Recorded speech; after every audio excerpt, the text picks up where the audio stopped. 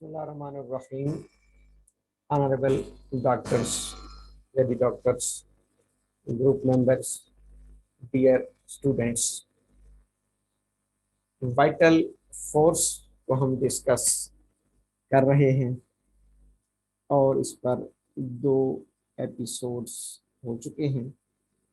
इसमें लफ्ज़ वाइटल को मैंने एक्सप्लेन किया था, vital organs, vital science, vital minds, vital fluids, vital energy. अब हम ये देखते हैं कि वाइटल फोर्स के बारे में डॉक्टर हनीमैन ने एग्जैक्टली क्या कहा। डॉक्टर हनीमैन ने उनकी जो 6 एडिशन हैं, जिनमें 5 उनकी ज़िंदगी में लिखे गए और 6ठा बाद में लिखा गया, जिसके पहले एडिशन का नाम Organon of art of healing, Organon of art of healing. उसके बाद फिर जितने एडिशन हैं उनका नाम है ऑर्गेनन ऑफ मेडिसिन। जो पहला एडिशन था उसका नाम था Organon of art of healing. उसके बाद फिर जितने एडिशन है उनका नाम है Organon of medicine.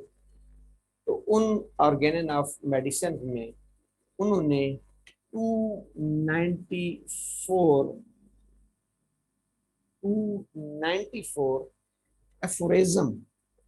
Aphorism coat किए हैं, लिखे हैं। 294 एफोरिज्म उन्होंने ऑर्गेनन ऑफ मेडिसिन में लिखे हैं।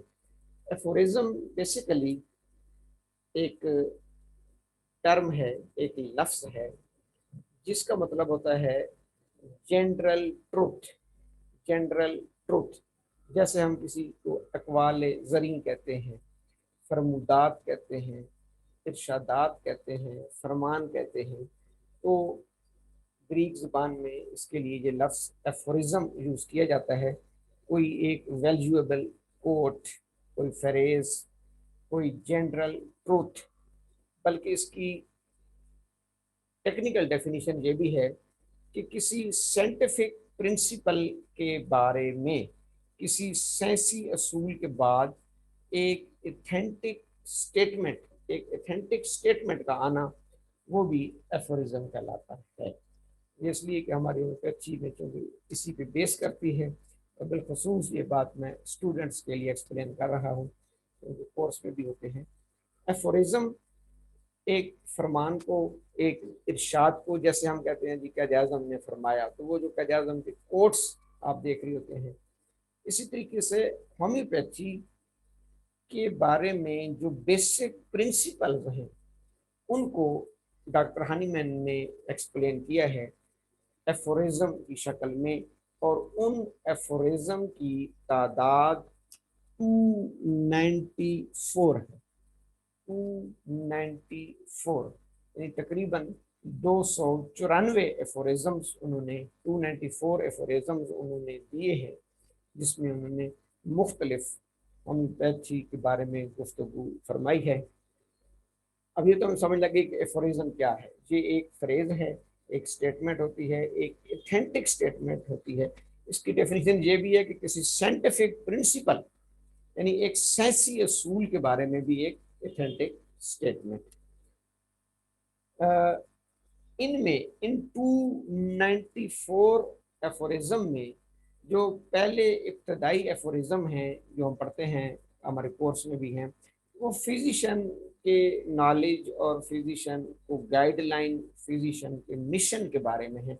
उनको भी हम कभी एक्सप्लेन करेंगे, लेकिन अभी चूँकि हमारा टॉपिक वाइटल फोर्स चल रहा है, मैं सिर्फ टच दे रहा हूँ।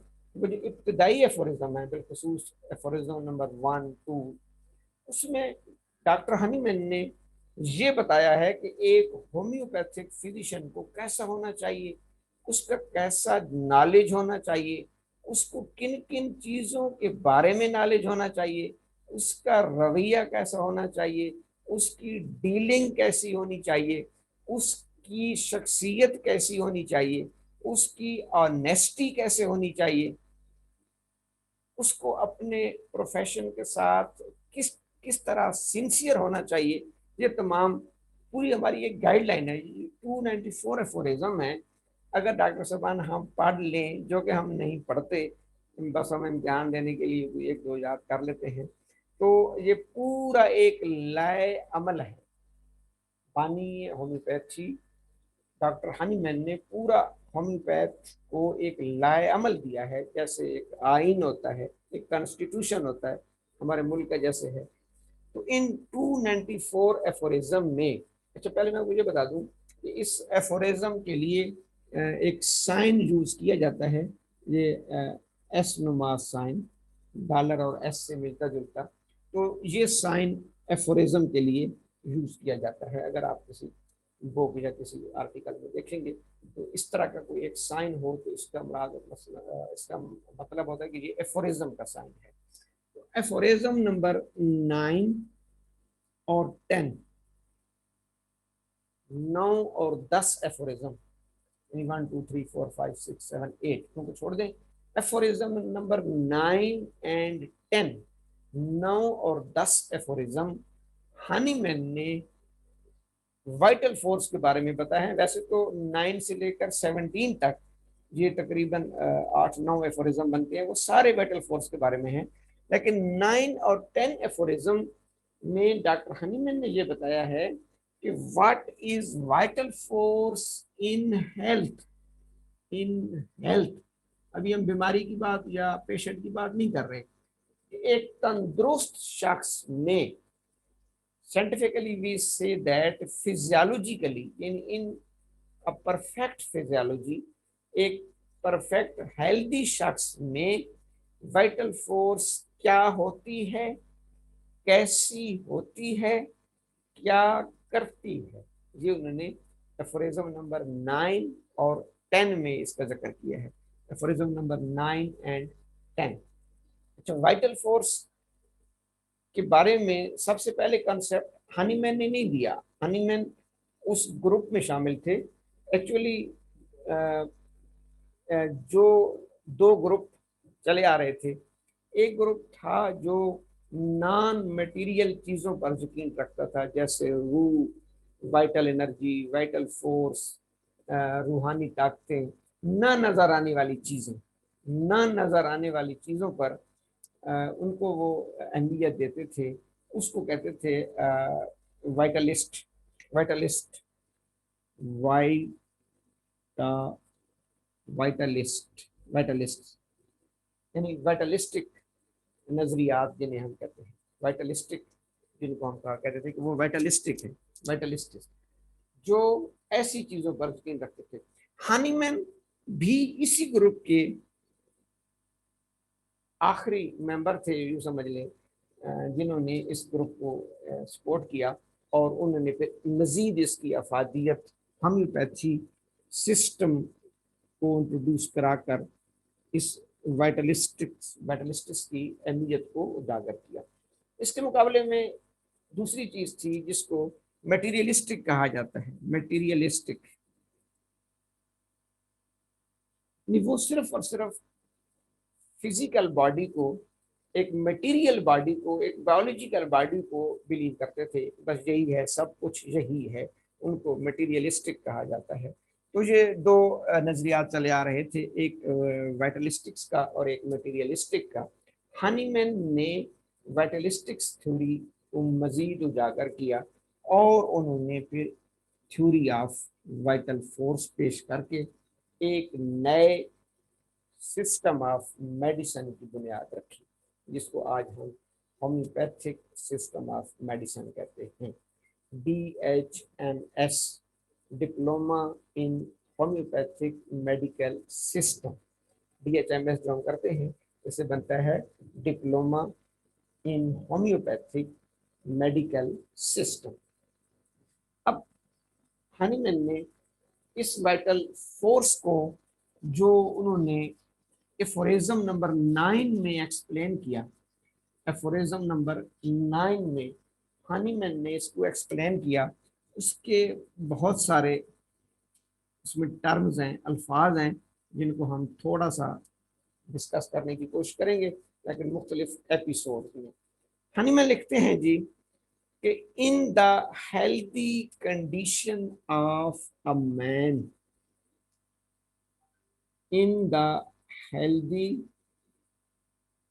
کنڈیشن آف اے مین، پہلی بات تو یہ ہے کہ اس میں بیمار شخص نہیں، پیتھولوجیکل کنڈیشن میں نہیں، نارمل فزیولوجیکل کنڈیشن میں ایک ہیلتھی کمپلیٹ ہیلتھ کی صورت میں، جس کو ہم پیپر میں کوشچن دیا تھا کہ قوت حیات صحت کی حالت میں، قوت حیات بیماری کی حالت میں، اگلے فورزم جو ہے وہ ان ڈیزیز ہے۔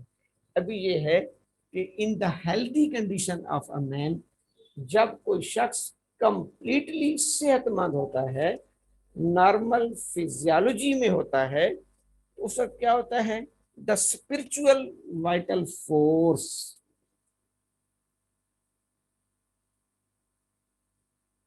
دا اسپرچل وائٹل فورس، یہ بالکل ایفورزم کے الفاظ ہیں، دا اسپرچل وائٹل فورس۔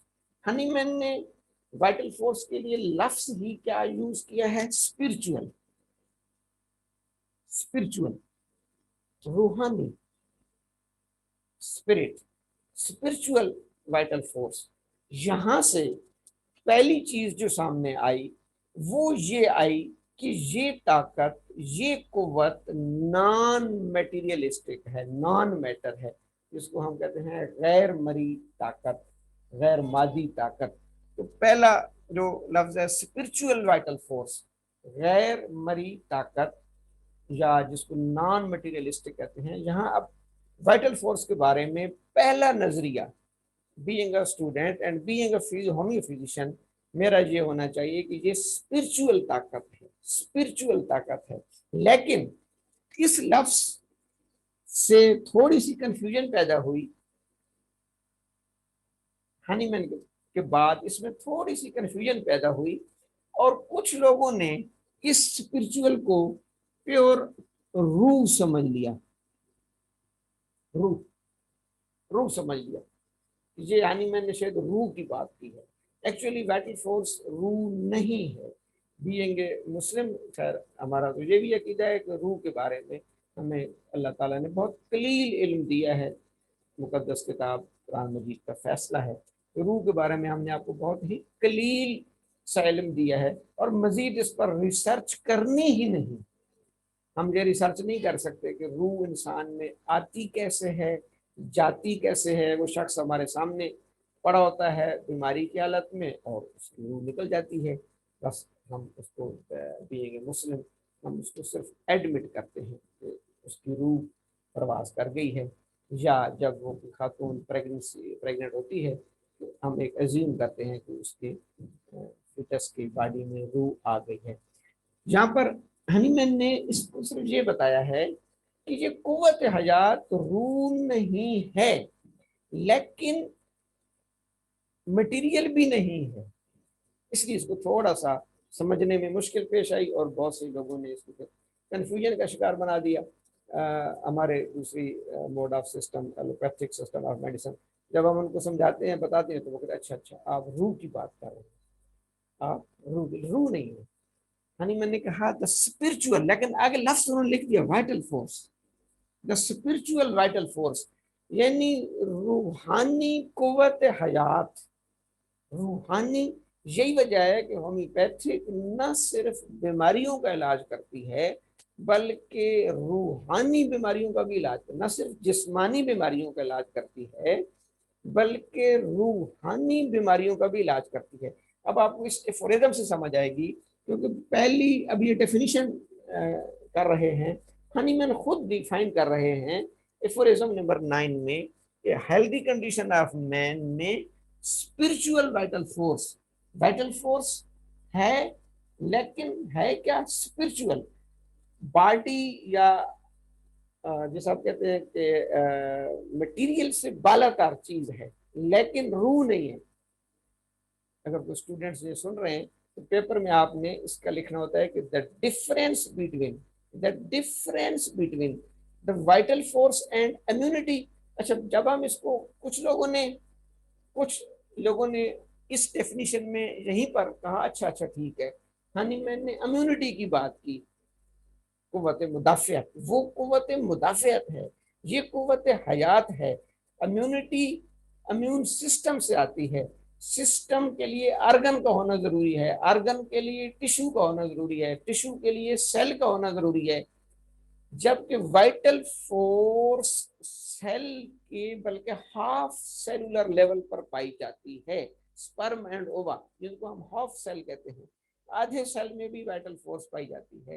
اس کے بعد وہ زائگوٹ بنے گا، پھر وہ زائگوٹ پرولیفریٹ کرے گا تو ٹیشو بنیں گے، پھر وہ پرولیفریٹ کریں گے تو آرگن بنیں گے، پھر وہ سسٹم بنے گا، اور اس سسٹم کو کہتے ہیں امیون سسٹم۔ یہاں پر ڈیئر اسٹوڈینٹس آپ نے یہ لکھنا ہے کہ difference between the vital force and immunity, difference between the vital force and روح کو بھی آپ نے وائٹل فورس کے ساتھ جوڑنا نہیں۔